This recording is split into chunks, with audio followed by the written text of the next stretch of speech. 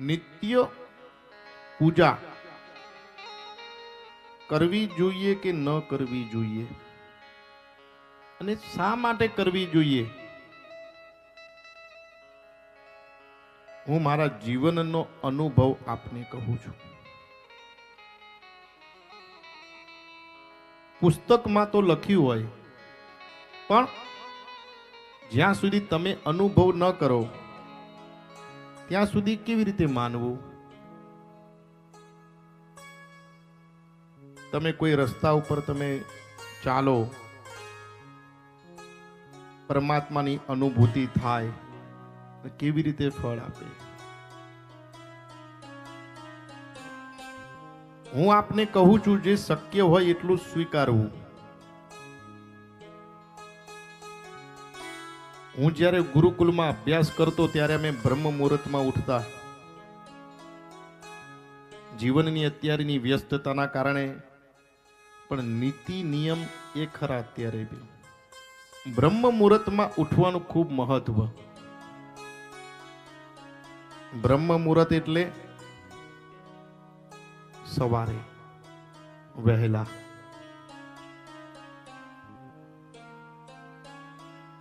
મેં મારા જીવનમાં જોયું, ઘણા બધા એવા માણસ મારા જીવનમાં સંપર્કમાં આવ્યા કે જે જીવનમાં કાંઈ કામ ધંધો નથી કરતા, પણ બ્રહ્મ મુહૂર્તમાં જાગે અને રાત્રિના સમયે એ જાગે તો આ કોસ્મોસ બ્રહ્માંડમાંથી જે ઉર્જા આવે ને, એના આશીર્વાદ એના મગજ ઉપર ખૂબ પ્રભાવ પાડે. એ જીવનમાં કાંઈ કરે કે ન કરે, પણ કોઈ દર દુખી ન થાય, એ મહાદેવનું વચન છે. મેં ગઈકાલે બી કહ્યું કે પૈસા ક્યાંથી મળે? लक्ष्मी पुण्य से मिलती है, मेहनत से मिलती तो मजदूरों के पास होती, बुद्धि से मिलती तो पंडितों के पास होती, लेकिन अच्छी संपत्ति, अच्छी संतति और अच्छी सफलता ये पुण्य से मिलती है. आ पुण्य थी मळे. आ पुण्य कमावानो હું તમને શોર્ટકટ બતાવું. 100 વર્ષનું આયુષ્ય તમારું કે મારું નથી. 60-70 કદાચ જતું રહેવાનું થશે, અને ઉપર વધારે મળે તો બોનસ ના સમજવા. એમાં કોરોના મોરોના ડોરોના આવત ક્યારે જઈએ પાછું ઉલડી જઈએ ખબર નહીં.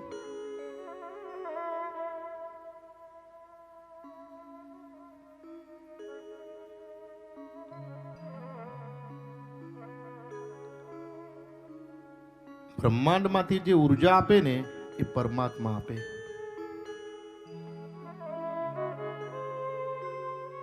આપણા મગજમાં 7 કરોડ તંતુ સેલ કોષ કહેવાય. એમાંથી કોઈ વ્યક્તિ વધારે વિચારે ને તો 5% વધારે કોઈ ઉપયોગ ન કરી શકે, કારણ કે એને કરવો ન હોય. પણ બ્રહ્માંડમાંથી જે ઉર્જા આવે, બ્રહ્મ મુહૂર્ત એટલે આમ તમને સમય આપું તો 4 થી 5:30 સુધીનો, સૂર્યોદય પહેલાનો, એને બ્રહ્મ મુહૂર્ત. બ્રહ્મ એટલે શું? બ્રહ્મનો અર્થ શું? બ્રહ્મ મુહૂર્ત આપણે કહીએ, પણ બ્રહ્મ એટલે શું? તો બ્રહ્મ એટલે સત્ય. બ્રહ્મ એટલે કે અત્યાર સુધી કોઈ જાણી શક્યું નથી. Who is Brahmin? Who towards God leads, he is true Brahmin. અને બ્રહ્મને જે જાણે એનું નામ પછી આ બ્રાહ્મણ શબ્દ પછી ઉત્પન્ન થયો, કે એમાં કોઈ જ્ઞાતિવાદ નતો. આ તો પછી આપણે બધી આ સિસ્ટમેટિક બધું કાર્યક્રમ કર્યો. પણ બ્રહ્મ, જે બ્રહ્મને જાણે, બ્રહ્મ એટલે સત્ય, બ્રહ્મ એટલે પરમાત્મા, એને એક મન એને જાણ્યું એટલે એનું નામ પડ્યું બ્રાહ્મણ.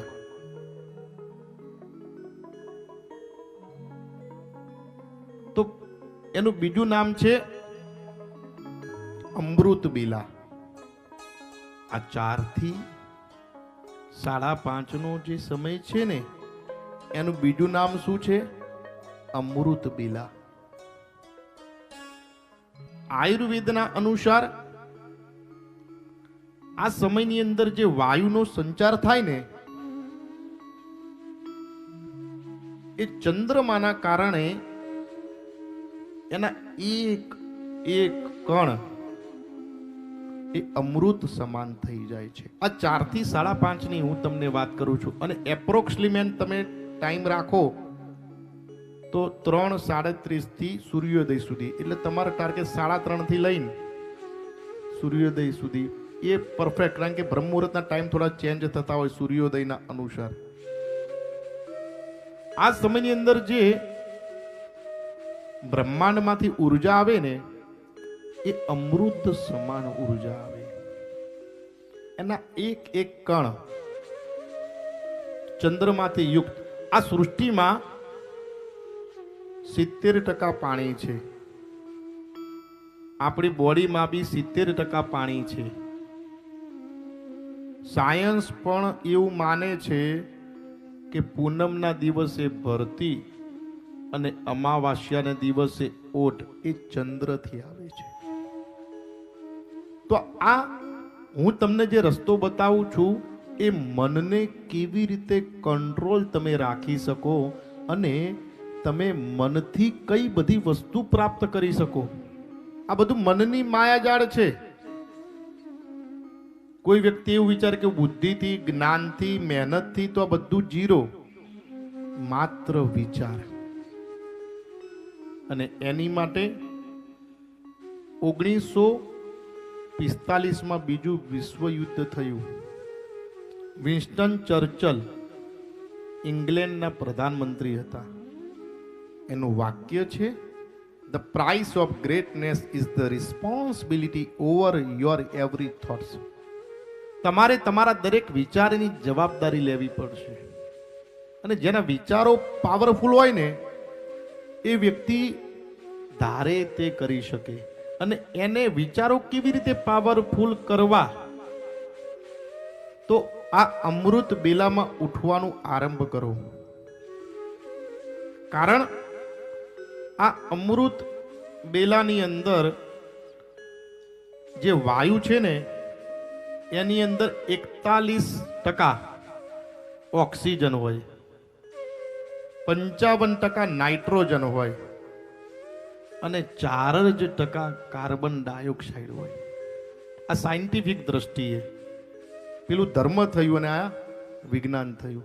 આ સમય તમે તમારા જે વાયુ તમે શ્વાસ લો એ મન ઉપર અસર કરે. અને આ બધું જ સૂર્યોદયની સાથે સમૂચે વાયુમંડળ પરિવર્તન થઈ જાય છે. માટે આ સમય સૂર્યોદય પહેલા ઉઠવાનું રીઝન આ કે તમારું મન એ મજબૂત થાય.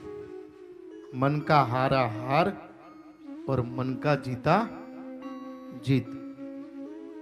41% ऑक्सीजन, 55% नाइट्रोजन અને 4% સોરી કાર્બન ડાયોક્સાઇડ આ સમય હોય. એટલે નિત્ય પૂજાનો તમારે 6 મહિના અનુભવ કરવાનો. આપણે કોઈ બી હું જે નિયમ દઉં એ 6 મહિના કરવો. સારો લાગે તો આગળ વધારવો, નહીં તો બંધ કરી દેવો. પણ કરશો ને તો મને કહેશો કે બાપુ રિઝલ્ટ મળ્યું. એટલે જેને નિત્ય પૂજા કરવી છે એને પહેલો પ્રયત્ન એક આ કરવાનો